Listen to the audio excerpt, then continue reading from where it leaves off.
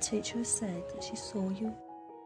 Allenscroft Primary School in South Birmingham has a higher than average proportion of children on the special needs register, 30% for the whole school. For some classes, the figure is as high as 50% of children with special needs, ranging from emotional behavioural to general learning difficulties. The school prides itself on this inclusive atmosphere, which it achieves by reviewing each child's needs regularly. It's this individual approach to each child which is key to managing the children's behaviour and helping them with their learning. Bradley and Aisha are in Year 2. It's believed they are both on the autistic spectrum. They've been with us from reception and they're children who would normally be in a special unit. But we wanted to have a go, really, and to bring everybody on board to say this can be done in a mainstream school. We did feel for those two children they needed a full-time adult support as well. We got some funding, though not all of the funding that you need for the post, but because we were committed to that ethos, we put in the extra funding ourselves, and they have their full-time TA, Joe. Bradley and Aisha also have a weekly session with Heather Cook from the Communications and Autism team. This is part of inclusion services for Birmingham Local Authority. I work with children that are either being diagnosed with autism under paediatricians or already diagnosed with autism or have severe communication delay.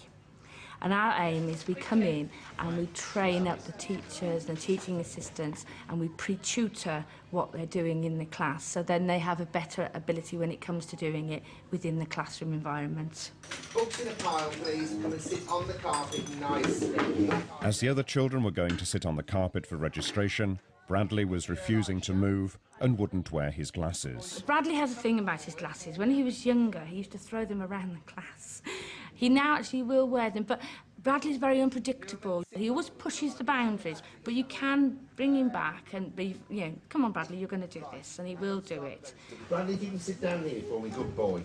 Heather's been fantastic because she's been here, yes, to support Bradley and Aisha, but other staff have observed what she does. So actually the influence ripples through the entire school. What's this? It's a C, good boy. I think we've gone from a situation where it was, you know, we can't include these children, we can't meet their needs because they're so complex, to actually, wow, what amazing children they are, and look at the benefits for everybody across the school. Put some sand on our island. Good boy. That's lovely. So title, underlined. Year 5 has 3 children with very specific needs. Mark and Kyle are on the autistic spectrum, and Dominique has ADHD, attention deficit hyperactivity disorder. Mark responds to any type of work in one of two ways. He tends to be very enthusiastic about it, or if he finds something a bit hard or he feels he's not achieving or as he's not learning, then we can get a very negative reaction, which can range from tears and head on desk to semi-serious temper outbursts. It's not subject-based, it just depends. But some subjects can trigger challenging behaviour with the other children. Their teacher has chosen 3 sentences from the Highwayman poem for the children to pick one and interpret as a picture. Let that sentence go over in your head a few times and think about the picture that it's conjuring up. Kyle is on the autistic spectrum and copes very well with maths, where there are definite right answers, but his teacher knew this task would be a particular challenge for him. Kyle does struggle with artwork, so I knew that he would probably find it quite difficult to be getting things down onto the paper. Oh, fantastic. Well, I think maybe the moon is quite a simple thing, isn't it? Because you could have a nice round moon in the middle, because he had images in his head that were actually quite complicated and too difficult for him to get down onto paper. So I talked him through trying to simplify the images, trying to take the most simple one, and was quite pleased that he did start to put something down. But then, quite quickly, he decided he didn't like that. He needed another piece of paper, he needed to start again. He is a perfectionist, but he's very rigid in his thinking, very rigid, and so you have to be quite careful about seeing where he's going with it and trying to take him down that path so that he's not going to lose it and throw away whatever he's done so far. Oh, no, it's lovely. Keep going. That's it, and then make it wider and wider now. Yes, look at that, that's perspective.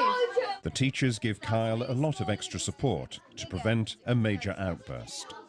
He can storm around a little bit and isolate himself and then refuse to do anything else. When it gets to that refusal point, there's not really any way of bringing him back.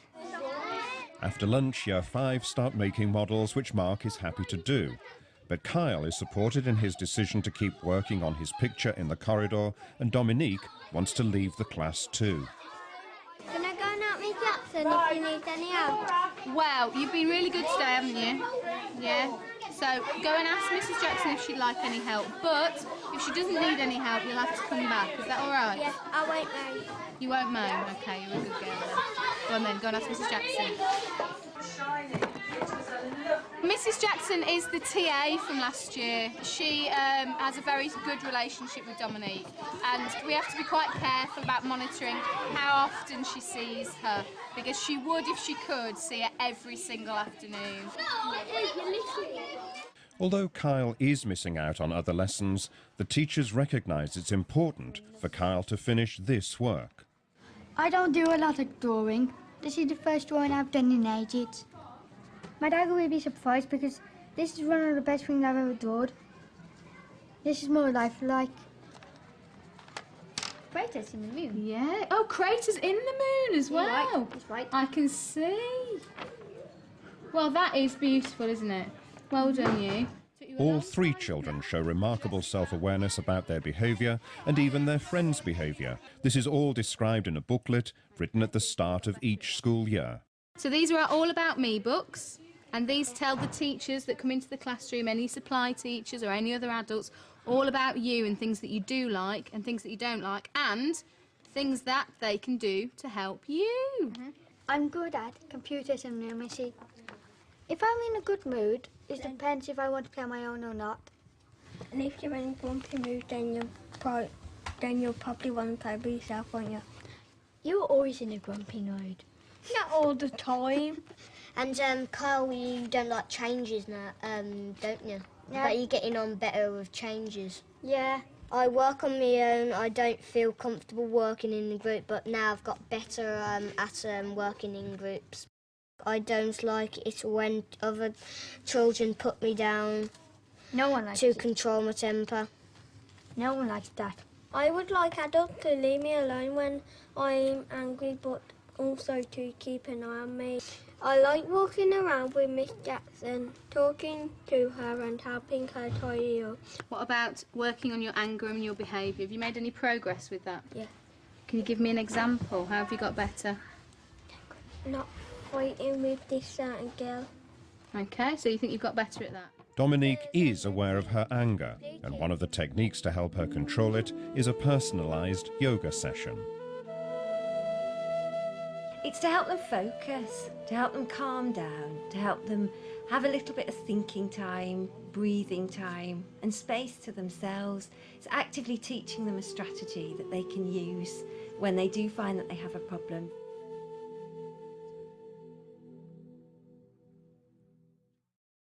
On our second day of filming with Year 5, most of the class were given detention at break time. But Dominique, perhaps because of her ADHD, had other ideas.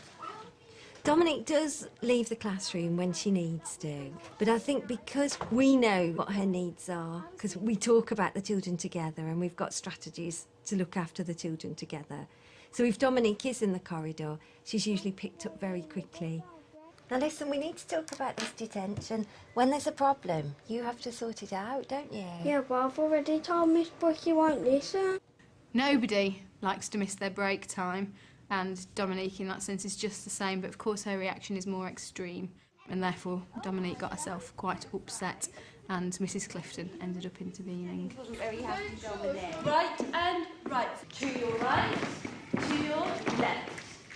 Wednesday afternoon is Make a Difference afternoon, with a new activity every half term. For autistic children like Mark, this change to their routine can prove to be challenging.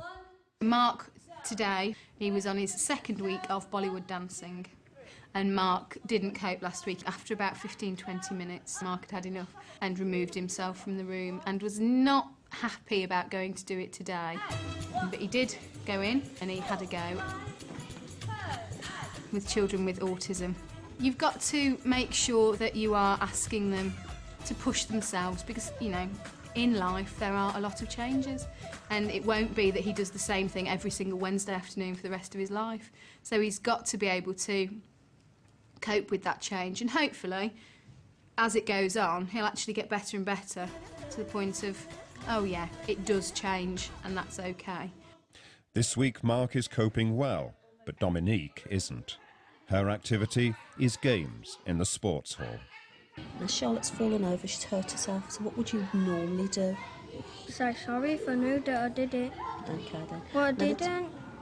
Okay, the teacher has said that she saw you.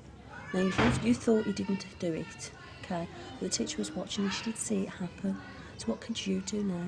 Say sorry. I'm going to say sorry and then we can join the game again, can't you? Good girl. Within half an hour, Dominique was found upset again in the corridor over another incident. When children are angry or frustrated, it is absolutely right that they have space and time to think it through, to be reflective, to have time to come down from that. Now, I'm very happy if you want to come and sit in my room until you calm down and you want to talk about it, that's absolutely fine. But you are not wandering around the corridors. Okay? Essentially, she wanted to connect in with her TA from last year, which actually I didn't want her to do because we need to break those cycles of dependency because they're not healthy for the child, but they're not particularly healthy, you know, for staff either. I will leave you alone, but you need to be outside my room where I know that you are safe. No, I'm fine here. There's no robbers or kidnappers.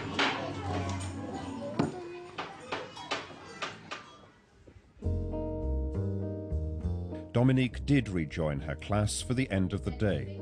Allenscroft children and staff engage in a continual process of learning how best to work with each other to keep the school running smoothly. The secret of managing so many children with complex needs seems to be to prioritise the needs of each child, supporting individuals above anything else rather than expecting them to conform to the needs of the school. There will be bad times. We know with some of our children, they're really tough sometimes. If they know that they matter to you, they care about letting you down. And I think that's key because then you can say, you've upset me and it matters to them. And then you move on and you always find a way to move on. Tomorrow's another day.